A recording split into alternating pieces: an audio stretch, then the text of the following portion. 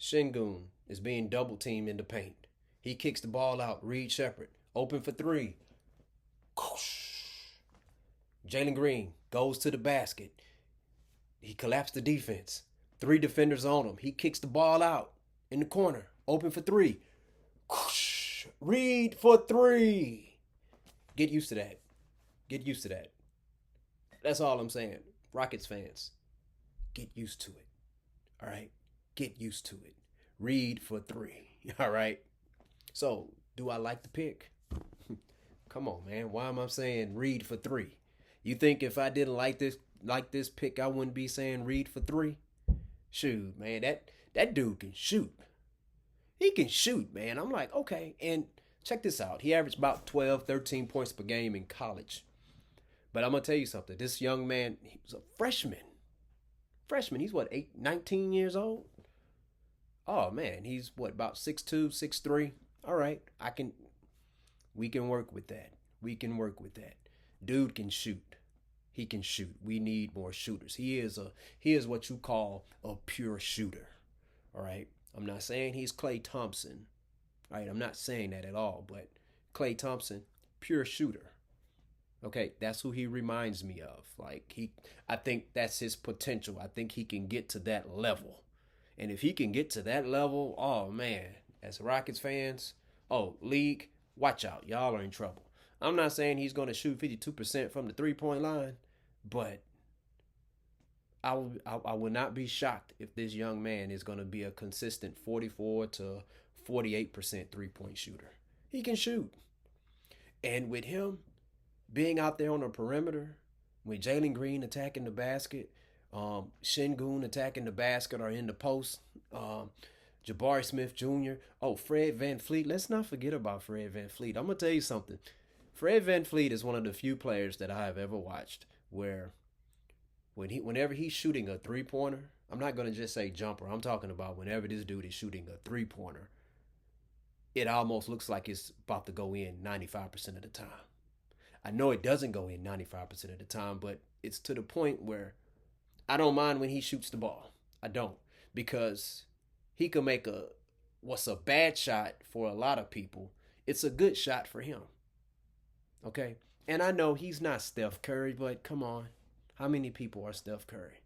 How many? How many? Exactly. So, man, dude can shoot. So, I can't wait to see these young Rockets do something. But here's a problem. Well, I'm not going to say it's a problem, but here's the situation, Rockets fans. I'm going to show my age a little bit here. Well, not a little bit. I'm going to show my age a lot, because I'm going to tell you about what I remember from back in my day. My kids, they had this thing where they be going on and be like, back in my day, we didn't have cars. We didn't have tires. We had rocks. And I'm like, how are y'all saying this and y'all younger than me? But anyways, it's real cool. But I'm going to say what my kids say. Back in my day, when, let me see, Houston Rockets. Yes, I was alive during that time. I enjoyed those moments when they won back-to-back championships. All right. And a team that they struggled with, even though they were champions, was the Seattle Supersonics. Y'all remember them? Yeah. Seattle needs a team. Okay, see, give them their team back. But anyways, what happened is that they had problems with the Seattle Sonics, and that's what prevented the Rockets from three-peating or continuing to defend their title, because they came across the Seattle Sonics in round 2 and they got swept by them. Bad matchup problem. They had like a 13, 14 game winning streak on the Rockets. So then the next year, the Rockets, they traded away fan favorites Robert Horry, Sam Cassell. Traded them with Chucky Brown and Mark Bryant for Charles Barkley. I didn't like that trade because I was a huge fan of Cassell and Horry. They helped us get 2 championships. All right, you don't trade away those guys. But by trading away those 2 players and Chucky Brown and Mark Bryant, they faced the Seattle Sonics in the playoffs for the second round again. The Rockets beat the Sonics. Charles Barkley was very, very helpful on that. All right, so you had Barkley, Dream, and Drexler doing the doggone thing. But what happened was, in the Western Conference Finals, when they faced the Utah Jazz, a team that the Rockets normally would beat in the playoffs, they started having problems with them, and they lost in Game 6. But John Stockton hit that damn shot, broke my hearts, broke my spirits, man. Crushed a lot of spirits down in Houston. So for 2, 3 years in a row, the Rockets, they struggled against the Utah Jazz. All right. But they was able to go toe to toe and beat the Sonics. All right. But I'm not gonna lie, even though Robert Horry and Cassell got traded, when I think about it, because the Rockets' inability to defeat the Sonics, they wasn't gonna get close to a Western Conference Finals game. And they got that opportunity with year one with Barkley. All right. So you hate to see fan favorites go, but when you get a superstar player that can take your team to the next level, I mean, if the goal is to win a championship, you got to be willing to do by any means necessary, as long as it's something that's legal, all right, and not as long as it's not immoral. So fast forward, all right, rebuilding Rockets, Steve Francis, Cuttino Mobley, Yao Ming, very fun team to watch. Love watching that team. Year one, when Jeff Van Gundy coaching that Rockets team, they faced the championship Lakers in the playoffs. All right, and well, the Lakers they made it to the finals. They didn't win the championship that year. And I'm thinking, okay, Mobley and Francis, they can be like Joe Dumars and Isaiah Thomas. All right, and you got Yao Ming. Oh, it's going down. The future is bright for the Rockets. Wait till next year. They're going to get to the conference finals, right? Wrong, because they traded away Steve Francis and Cuttino Mobley, man. I was hurt. And I'm like, come on, man. No. And it's not because I didn't like Tracy McGrady, but it's something about watching players that get drafted on your team that you root for, that you're a fan of, and you see them develop and you see them shine and you want to see them reach their full potential, okay? And they traded away Francis and Mobley. We got T-Mac. I was bitter on that, but it's like for that whole season, I was like, man, whatever. Until they played the Dallas Mavericks in the playoffs in round one, and I'm like, look what T-Mac doing. He was defending Dirk. He was doing the doggone thing. Still don't get how we lost the round one in the playoffs against the Dallas Mavericks that year. Why did we lose that? Like, T-Mac played awesome. Yao Ming was doing his thing. But then Yao Ming was having some bad games. What in the hell happened? What happened? Oh, that's right.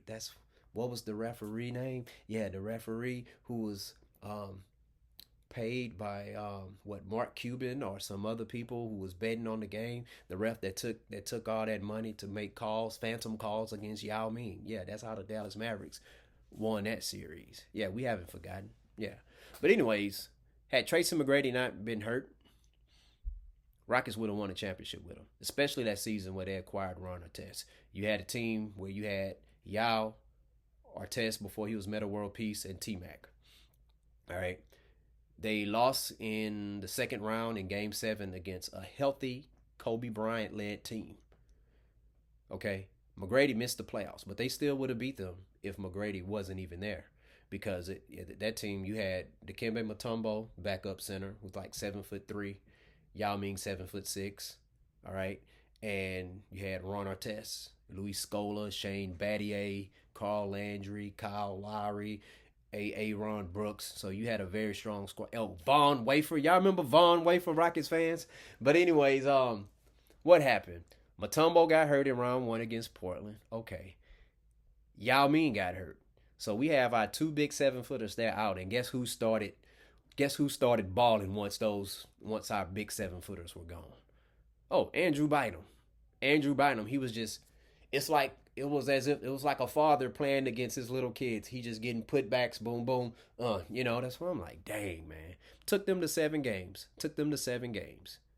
That Rockets team, they would have won the doggone championship. I'm not going to say everybody could have been healthy, but if Yao would not have gotten hurt, that Rockets team, they go on and they defeat the Orlando. They would have wiped the floor with the Denver Nuggets. They was too small.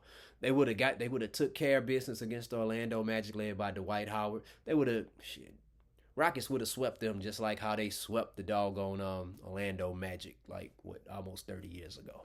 All right, they would have won a championship. Okay.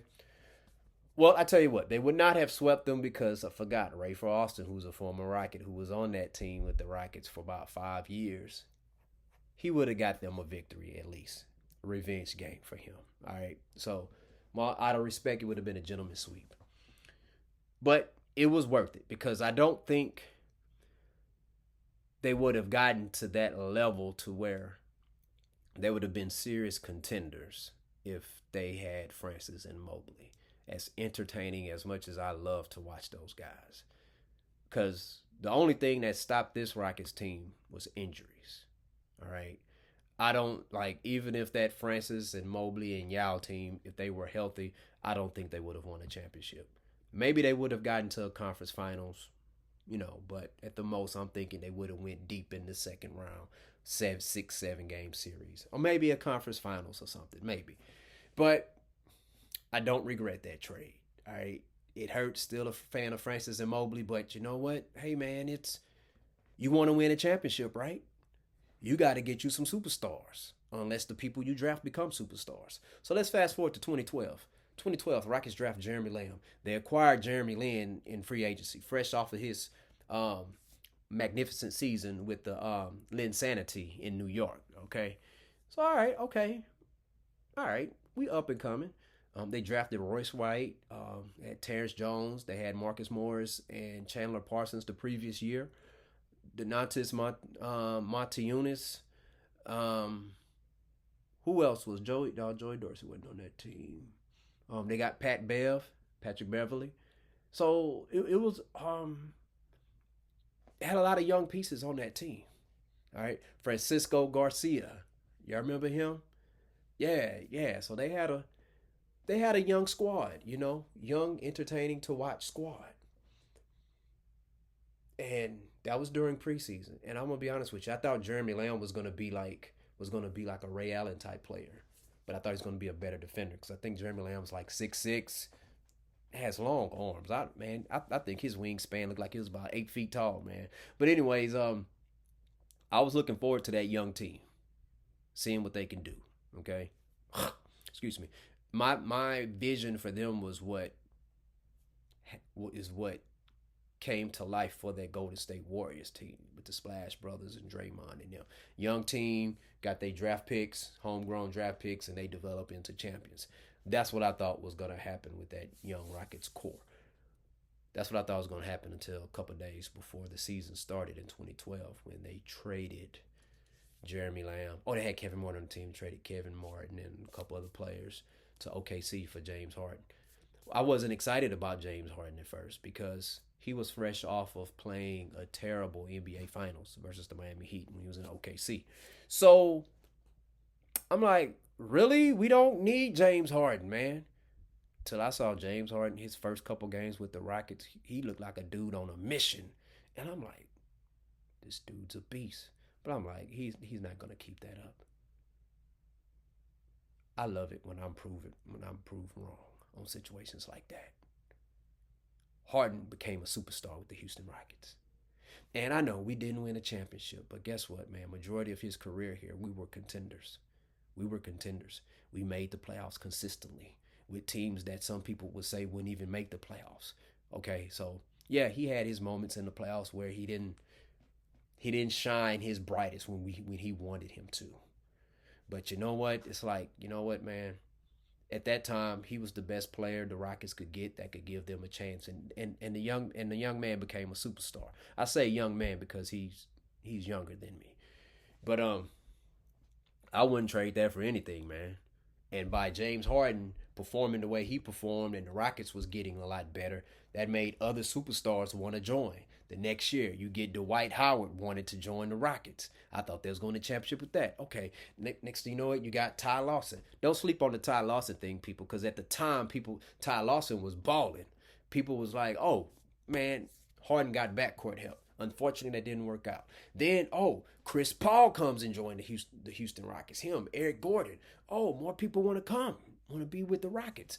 At one point, I thought we was going to get Kevin Durant, like 2016 free agency, but I'm like, sure wish he would have joined the Rockets instead of the Warriors, but whatever. That changed a whole lot of things because we was catching up with the Warriors and they go get KD.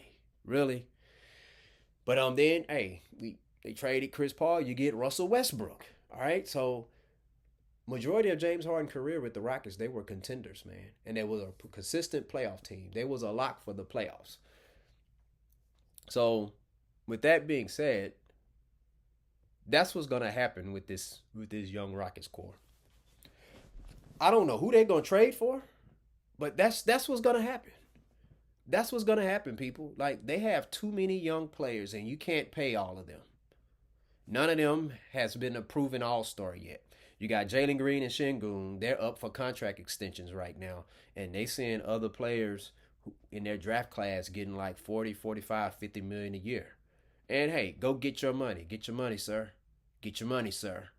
Get your money, sir. All right? Get your money. And I hope they get it.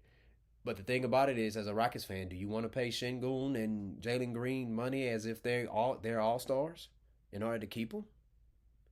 Let's say you do that. They're already paying Fred VanVleet all-star caliber money. I'm not sure how much Dylan Brooks is making, but next year you're gonna have to have this same conversation with Jabari Smith Jr. Then after that, you have to have that same conversation with Amen Thompson or Cam Whitmore or something. Okay, so it's like, what's going on? You know, they have a lot of good young players on this team, and I'm gonna tell you something. I do believe because normally the Rockets make these moves like after the summer league play, sometime in August or right before the season starts. I'm thinking they're gonna go after Giannis Antetokounmpo. I think that's the big game fish that they're trying to get. Think about it. All right, Milwaukee. The past two seasons, if Giannis was healthy, maybe they get to the finals. I don't care who they playing; they get to the finals if he's playing. But the coaching situation over there. Does Giannis believe in Doc? You know, how would Giannis fit playing for Ime Udoka in Houston? And think about it, if you're Milwaukee and you're rebuilding, you want to be a little bit competitive, right? You can get Shingun and Jalen Green, or one of those two. You can get Shingun, Cam Whitmore, or you can get Shingun and Jabari Smith Jr. and a couple draft picks, help rebuild, you know? I don't think Giannis signed his extension yet. I got to check that. I don't think he has. But you don't want him to walk off for free agency. Not if you can trade and get something for him. But if not that, I heard rumors about the Kevin Durant. I don't know. I know Ime Udoka wants to win a championship. I want the Rockets to win a championship. So if I can survive during the times where Ori and Cassell, who helped bring the Rockets two championships in a row, if I can survive that era where they got traded for Charles Barkley, okay. If I can survive the era where two of my fan favorite Rockets, Mobley and Francis, were traded for T-Mac, okay. If I can survive the era of that young Rockets core that I was envisioning of being a dominant team in the future, a championship caliber team in the future, and they got James Harden who's contenders, I can survive anybody on this Rockets team being traded. I'm not saying I want them to be traded. In an ideal situation, well, scratch that. I don't even mean to say the ideal. What I really want is Jalen Green to develop into the superstar that I know he is capable of. I believe this young man here, hey, be Clyde Drexler out there. Attack the basket. Keep attacking. Put your head down and just attack. Nobody can stop you. Worst case scenario they're going to do is foul you. Maybe block your shot every now and then, but you keep attacking. Him and Shingun, man, Shingun got, not that dog, Shingun got that wolf in him. He got that wolf in him, So, I like that. I love, man, Jabari Smith Jr. is a baller. But the thing about it, people, this Rockets team, the reason why we're able to continue to get young talent like that is because we're not making the doggone playoffs. We're not contending. We have to be contenders. I like Fred VanVleet. I like Dylan Brooks. I love what he brings to the table. I like majority of the players on this team, but all right, we Rockets, you have to start winning now.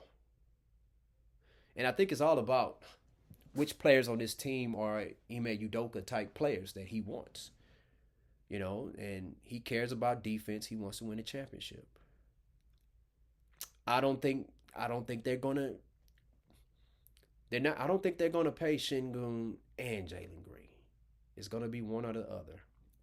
Some people think Cam Whitmore can replace the scoring of Jalen Green. Maybe, maybe not. I don't know.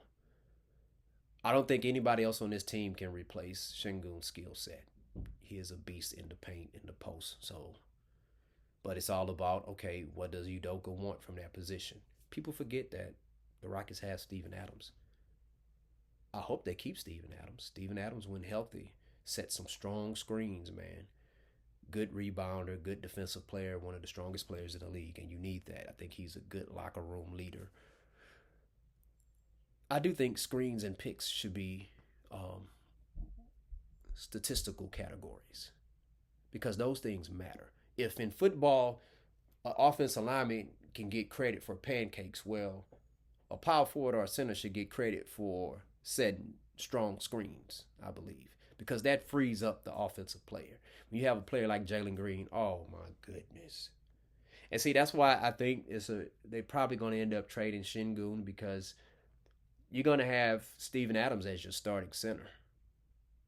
I don't think you bring in Steven Adams from to come off the bench. You're going to have him as your starting center. And Jabari Smith Jr. is probably going to develop into the power forward, because he can stretch forward. He can take the ball to the basket. Got it. He's developed. It looks like he's developing a nice mid-range game. I think Şengün is probably going to be the guy, and I hate that because even before they drafted him, I was saying I wanted the Rockets to get him, and I projected them to get him, and they got him. That's one of the few draft picks I got right. But Reed Sheppard, hey, you know what? It's quite possible he might not even be the team, but so far on the team, he's their best shooter. So you keep him. Because whether if you keep Şengün or Green, you're going to need somebody like Reed Sheppard to stretch that floor. Okay? But I love the draft pick I love that they drafted Reed Sheppard. I think that's a damn good pick. I'm down with that. So share your thoughts. Let me know. What do you think about the Rockets drafting Reed Sheppard, and what do you think the Rockets going to do with all these young players? Are they trying to make a trade for a superstar? Another name, I'm not going to lie, I hear the rumors about Kevin Durant, but I think they're going after Devin Booker. You might be like, well, how can the Suns give up on Devin Booker? Well, you can go get Jalen Green. What you got to understand in Phoenix, the ownership, that's the current owners of the Suns, they're not the ones who drafted Devin Booker. And Devin Booker is awesome, but it's one of those things, I don't think they're about to be contending. I really don't. I don't know. You know what I'm saying? They got put out round one. So, I don't know. But that would be wild, Green going over there, and if he's playing over there with Bradley Beal, because they got into it a few times this past year. But, who knows? Winning cures all. You know what I'm saying? But or the Suns might want Fred VanVleet. They need a point guard, but we have Amen Thompson as well. So, but it's gonna be a lot of moves coming. I'm expecting from the Rockets, and normally when they make their moves, man, it's not when everybody and especially ESPN is heavily talking about it. They normally make their moves when all that stuff dies down, And he'd be like, "Oh damn, the Rockets did that! Oh my God!" And Raphael Stone, he's a Daryl Morey disciple, so I'm pretty sure he's looking and seeing what superstar he can probably get his hands on to help the Rockets bring them a championship. But the Rockets, this team, they have to make the playoffs next year because they cannot afford to be in the lottery next year. All right, no more players that's in the lottery. No. Time to win, because when you notice your team 4, 5, 6, 7 years in a row, you got all these players that's in the top 10 and all that stuff in the draft in the top 5. It's like that means you haven't been doing any winning. It's time to win, people. I want the Rockets to win. I want my kids to be able to say, "Hey, I was alive and I got a chance to witness the Rockets win the championship."